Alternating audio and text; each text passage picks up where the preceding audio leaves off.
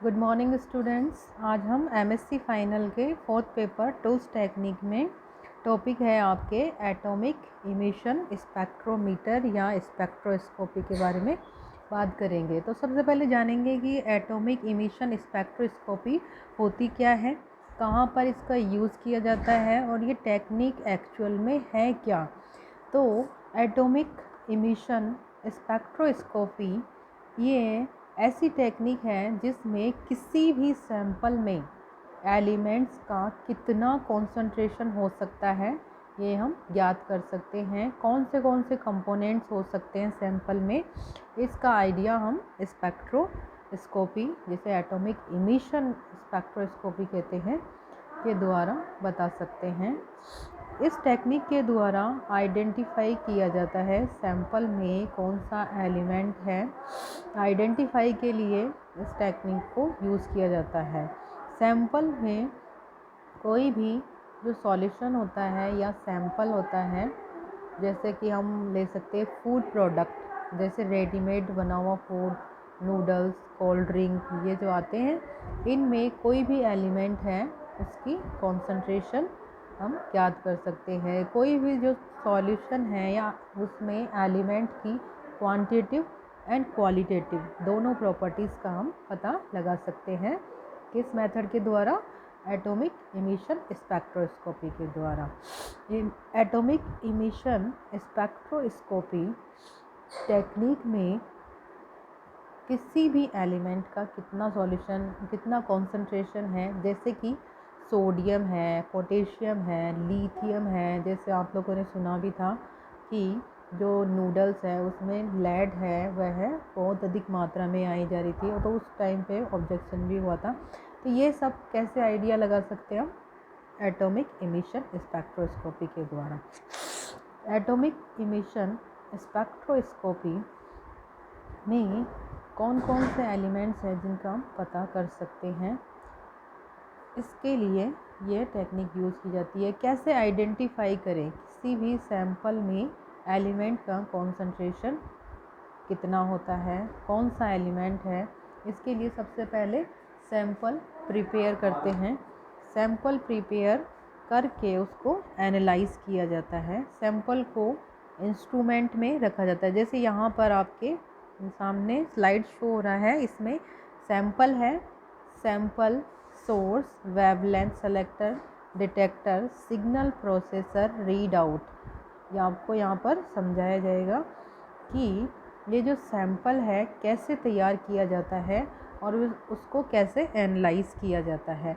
तो सैंपल को इंस्ट्रूमेंट में रखते हैं, जो इंस्ट्रूमेंट होता है स्पेक्ट्रोस्कोपी का उसमें रखते हैं। अगर पहले देखा जाएगा कि सैंपल सॉलिड फॉर्म में है या लिक्विड फॉर्म में है। अगर सॉलिड फॉर्म में है तो इसको सॉल्वेंट में घोलते हैं, देन इसको मिक्स किया जाता है। सैंपल यदि सॉलिड स्टेट में है तो उसको सॉल्यूट फॉर्म में या सॉल्यूशन की फॉर्म में बदला जाता है। यह है बाय लेज़र एब्लेशन द्वारा भी किया जा सकता है।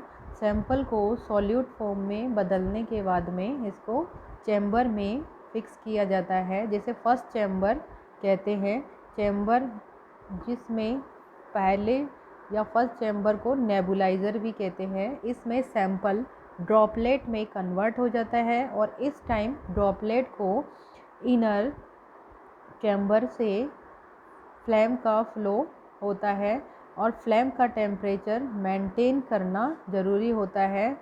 जैसे ही टेस्ट ट्यूब को फर्स्ट चैम्बर में ट्रांसफ़र किया, जिसे नेबुलाइज़र कहते हैं, तो फ्लेम प्रोड्यूस की जाती है और ये जो फ्लेम होती है यह है फ्यूल और ऑक्सीडेंट की सप्लाई से मेंटेन की जाती है। डिफरेंट टाइप के फ्यूल और ऑक्सीडेंट यूज़ किए जाते हैं, उसी बेस पर फ्लेम का टेम्परेचर को मेंटेन किया जाता है। फ्लेम टेम्परेचर मेंटेन करना बहुत ज़रूरी होता है। फ्लेम को कंट्रोल करके सैंपल में जो ड्रॉपलेट बनते हैं उसकी कैपेसिटी को कंट्रोल किया जा सकता है। नेबुलाइज़र में सैंपल है, ड्रॉपलेट फ्लेम में पहुंचती है तो आगे स्टेप से गुजरती है। फर्स्ट स्टेप इज़ डिसॉल्यूशन, क्योंकि सैंपल और सॉल्वेंट में से सॉल्वेंट इवेपोरेट हो जाता है और इवेपोरेट होने के बाद में सैंपल ही बचता है जो कि हाई टेम्परेचर के कारण गैस में बदल जाता है। इस स्टेप को इवेपोरेशन कहते हैं। गैस में कन्वर्ट होने के बाद में एटम मॉलिक्यूल्स डिसोसिएट हो जाते हैं, इसे एटोमाइजेशन प्रक्रिया कहते हैं। एटम प्रोड्यूस होने पर यह एटम फ्लेम हाई होने पर एनर्जी एब्जॉर्ब करते हैं और हाई एनर्जी स्टेट में पहुंच जाते हैं। जैसे ये एटम फ्लेम से एनर्जी गेन करेंगे तो ग्राउंड स्टेट से यह हाई एनर्जी स्टेट में पहुंच जाते हैं। हाई एनर्जी स्टेट में पहुंचने को या ग्राउंड स्टेट से हाई एनर्जी में जब एटम पहुंचता है तो उसे एक्साइटेशन स्टेज कहते हैं। ग्राउंड लेवल से जब एटम एक्साइटेशन स्टेज में हाई एनर्जी लेवल में आता है तो फिर दोबारा से यह ग्राउंड स्टेट में आता है तो एनर्जी रिलीज़ करता है। इस स्टेप को इमिशन कहते हैं। इमिशन क्योंकि यहाँ पर सैंपल में फ्लेम सोर्स ले रहे हैं तो ये फ्लेम सोर्स जो भी है, टेम्परेचर सोर्स जो है, उसके बेस पर स्पेक्ट्रोस्कोपी को क्लासीफाई किया गया है। जैसे फ्लेम जहाँ पर यूज़ किया जाता है उसे फ्लेम एटॉमिक इमिशन स्पेक्ट्रोस्कोपी कहते हैं या इसे फ्लेम फोटोमीटर भी कहते हैं। एटम को एनर्जी प्रोड्यूस करने के लिए फ्लेम यूज़ की जाती है। जैसे ARC आर्क, प्लाज्मा, स्पार्क, ये सब एनर्जी सोर्स होते हैं जो कि प्रोवाइड किए जाते हैं। इन्हीं के बेस पर अलग अलग नाम रखे गए हैं। ARC atomic spectroscopy, plasma spectroscopy energy produce करने के लिए, स्पार्क एटॉमिक स्कोपी। इम्पोर्टेंट पॉइंट, हर एक एटम यूनिक स्पेक्ट्रम फॉर्म करता है। एटम के चारों ओर न्यूक्लियस ऑर्बिट होता है जिसको एनर्जी लेवल भी कहते हैं। तो एक एटम के एनर्जी लेवल डिफरेंट होते हैं। डिफरेंट एनर्जी लेवल होने के कारण हर एक का एक्साइटेशन स्टेज, ग्राउंड स्टेज अलग अलग होता है, जिस कारण से इनका अलग अलग स्पेक्ट्रा हमें प्राप्त होता है। अलग अलग एनर्जी लेवल होने पर ग्राउंड स्टेट में आने पर डिफरेंट रेडिएशन प्रोड्यूस करते हैं। इसी वजह से हर एक एटम का अलग स्पेक्ट्रम शो होता है और इस स्पेक्ट्रम के द्वारा हम कंपेयर करके पता लगा सकते हैं कि कौन सा एलिमेंट मौजूद है सैंपल में, कितनी क्वांटिटी में मौजूद है। यहाँ पर ये है फ्लेम एटॉमिक इमिशन स्पेक्ट्रोमीटर का एक आरेख बनाया गया है। जैसे वही बात, सैंपल सॉल्यूशन लोड किया जाता है। सैंपल सॉल्यूशन लोड करने के बाद में फर्स्ट चैम्बर जिसे फ्लेम या नेबुलाइज़र जहाँ पर इसमें होती है, यह चैम्बर में सैंपल जो है ड्रॉपलेट में चेंजेस हो जाता है। ये है ड्रॉपलेट। जब आगे की तरफ मोनोक्रोमेटर सेटअप होता है। मोनोक्रोमेटर क्या करता है, स्पेसिफिक वेवलेंथ को ही आगे पास आउट होने देता है। यह मोनोक्रोमेटर में से स्पेसिफिक वेवलेंथ फोटो मल्टीप्लायर तक पहुंचती है और वहां पर डिजिटल डिस्प्ले और कंप्यूटर पर एक स्पेक्ट्रा शो करती है और इस स्पेक्ट्रम के द्वारा ही स्पेसिफिक एलिमेंट का पता लगाया जा सकता है। क्योंकि जैसा आपको बताया कि हर एक एटम और मॉलिक्यूल्स का ग्राउंड स्टेज के बाद में एक्साइटेशन स्टेज पर एनर्जी लेवल डिफरेंट होता है और ये जब एक्साइटेशन स्टेज से वापस से ग्राउंड स्टेज में आते हैं तो इनका रिलीजिंग लेवल भी डिफरेंट होता है और इससे ही स्पेक्ट्रम का डेवलप होता है और इस स्पेक्ट्रम को ही हम कंपेयर करके पता लगा सकते हैं कि स्पेसिफिक एलिमेंट की मात्रा इतनी है या दिया गया एलिमेंट कौन सा है। फ्लेम स्पेसिफिक वेवलेंथ को ट्रांसमिट करती है और डिटेक्टर तक पहुंचाने का कार्य करती है। इंस्ट्रूमेंट में फ्लैम के आगे इंस्ट्रूमेंट में मोनोक्रोमेटर लेंस लगा होता है। हर एटम यूनिक होता है और कंपैरिजन से पता लगा सकते हैं कि एलिमेंट की कॉन्सेंट्रेशन कितनी है, या एलिमेंट को आइडेंटिफाई करते हैं qualitatively quantitatively with the comparison of different spectra.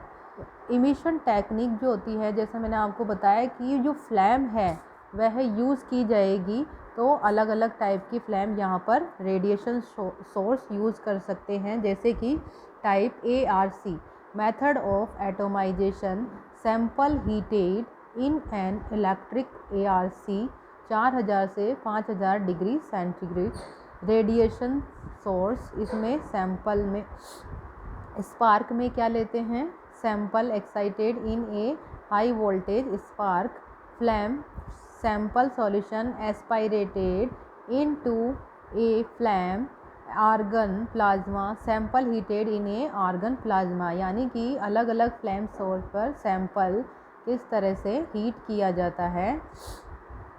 Emission spectroscopy में क्या होता है, flame and plasma emission spectroscopy are based upon those particles that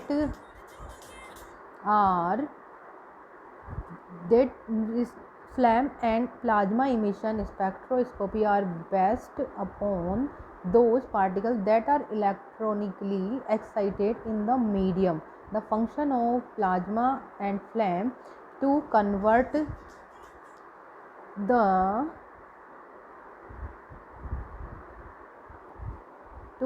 the constituent of liquid sample into the vapor state। जैसा आपको बताया vaporisation कहते हैं इस प्रक्रिया को।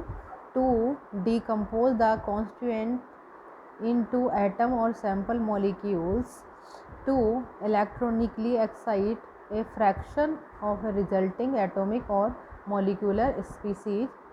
इमिशन स्पेक्ट्रोस्कोपी में जैसे आपको बताया गया है, ग्राउंड स्टेट से एक्साइटेड स्टेट में एटम जो हैं एनर्जी गेन कर लेते हैं। यहाँ पर अलग अलग एलिमेंट दे रखे हैं, इनका मेजर इमिशन लाइन दे रखी है। Argon inductively coupled plasma as an atomization source for emission spectroscopy. ये इंस्ट्रूमेंट हैं radial slits. Why plasma source or other high energetic source flame techniques are limited to alkali, जैसे alkali nature के हैं, lithium, sodium, potassium, caesium and some alkaline earth metals, calcium and magnesium. More energetic sources are used for more element, especially transition element. Simultaneously multi-element analysis, since spectra or dozen of elements can be recorded simultaneously. Inter-element interference is limited, liquid or solid। Advantage and disadvantage of emission spectrometry या spectroscopy. Advantage क्या है, एक तो rapid process है, multi element, limited for alkali some alkaline earth metals। ICP-AES has become the technique of choice for metals analysis। Disadvantage में initial cost of ICP instrumentation, continuing cost of operation as required।